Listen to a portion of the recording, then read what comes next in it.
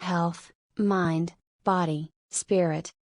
Hello, you are watching an interesting and informative video on most common tips to avoid many mental pitfalls and how to steer clear.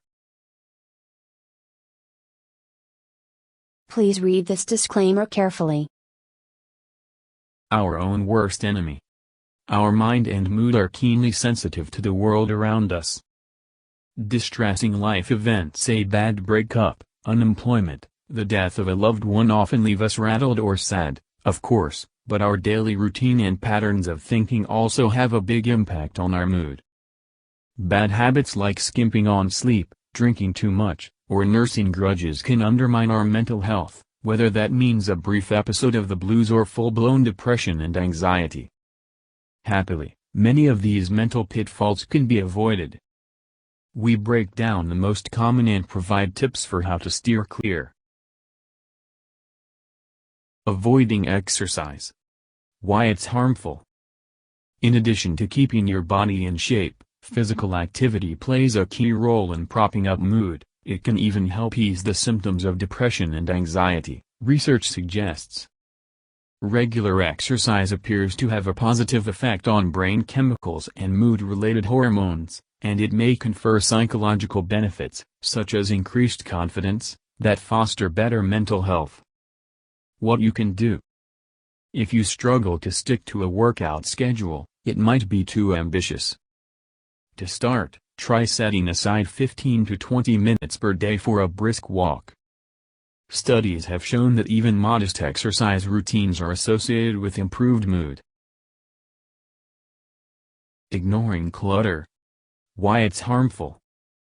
Even if your pack-rat tendencies don't rise to the level of hoarding, unchecked clutter in your home can be a subtle source of psychological distress.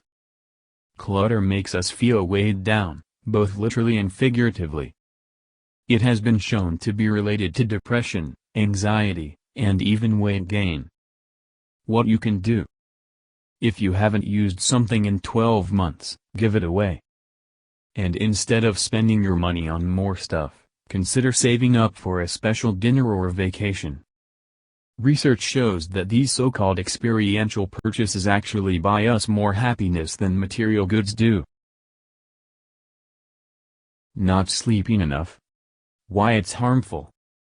Anyone who's missed out on sleep thanks to a deadline or bawling infant is familiar with the irritability, stress, and gloom that can set in the next day.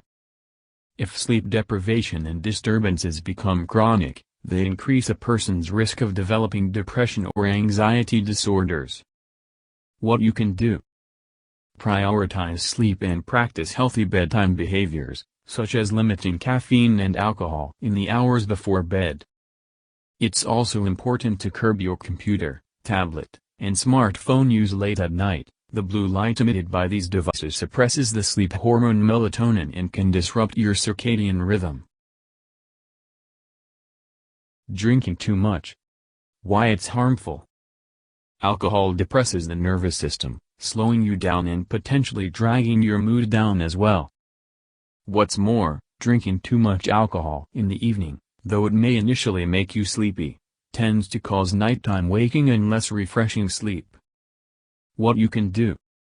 Limit your intake to moderate levels, which doctors define as 1 drink per day for women and 2 drinks per day for men. If it's a special occasion and you do choose to exceed those limits, be sure to pace yourself, count your drinks, and alternate alcoholic beverages with water. Keeping up with the Joneses. Why it's harmful. Constantly comparing our income or possessions to those of others is one of the reasons Americans are not as happy as people in other countries. Coveting your neighbor's riches tends to breed dissatisfaction, and it's also a bit irrational, since the relationship between income and happiness is actually much weaker than we think. What you can do. Focus instead on being grateful for what you do have. Studies have shown that simple exercises, such as keeping a gratitude journal, or writing a letter to a loved one, are associated with greater satisfaction, optimism, and happiness. Obsessive thinking. Why it's harmful. Turning the same thoughts over and over again in your mind sends your body and brain into the stressed-out state known as fight or flight. Your breathing and heart rate quicken, and your body releases the stress hormones adrenaline and cortisol, all of which takes a toll on both your physical and emotional health. What you can do: learn to recognize the thoughts you dwell on most, and train yourself to avoid those obsessive pathways. Deep breathing helps, as does snapping yourself out of it literally. Put a rubber band on your wrist as a reminder, and every you're ruminating, pull it back a little. It's a reminder to stop ruminating and change your train of thought. Working too much. Why it's harmful. When our work-life balance is out of whack, we tend to get stressed out and we increase our risk of more serious mental health problems. A 2011 study of British civil servants found that working 11+ hours a day, versus a more reasonable 7 or 8, more than doubled a person's odds of sliding into depression. What you can do: think carefully about your values and priorities and make sure your schedule reflects them. And set aside time for family, friends, and hobbies the same way you'd commit to a meeting at work. It sounds kind of funny to plan for fun or relaxation, but making it protected time is really important. Staying inside. Why it's harmful. Holing up inside deprives us of two mental health essentials: vitamin D, which is produced by the body in response to sunlight and has been shown to protect against depression, and nature itself, which appears to soothe us on a subconscious level. In a recent study, brain scans showed that people who walked through parks were calmer and less frustrated than when they walked on busy city streets. What you can do: get outside. If you work in an office, take a walk, in a green space, if possible, or sit outside during your lunch break. Even a pretty small amount of sunlight, 15 minutes, can really help. Social isolation. Why it's harmful. Although withdrawing from friends and family is a common symptom of depression and anxiety, social isolation, and especially accompanying feelings of loneliness, also increases the likelihood of experiencing those mental health problems. By the same token, strong relationships tend to protect against depression and promote happiness. What you can do: even if you're preoccupied or not in the mood, make an effort to connect, or reconnect, with friends and loved ones, even for just a few minutes over coffee.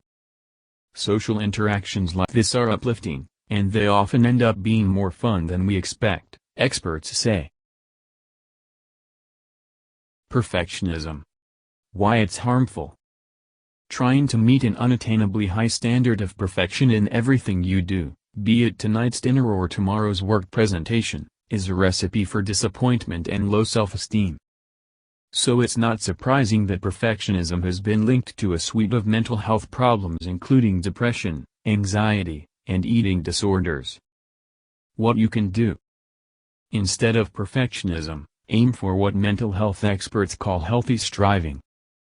That means setting more attainable goals, welcoming mistakes as avenues for learning, and, most of all, enjoying the journey, not just the destination. Bottling up anger. Why it's harmful. Anger and frustration are completely normal reactions to life's inevitable challenges.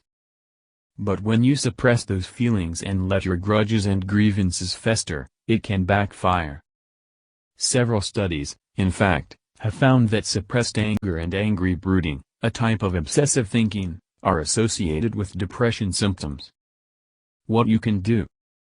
It's important to express negative emotions, but only in appropriate ways. If you can communicate your anger in an assertive but calm manner, you're likely to feel better afterward. If that's not an option, your best bet might be to just let it go. Research suggests the act of forgiving confers mental health benefits. Thank you. Keep watching more interesting and informative videos.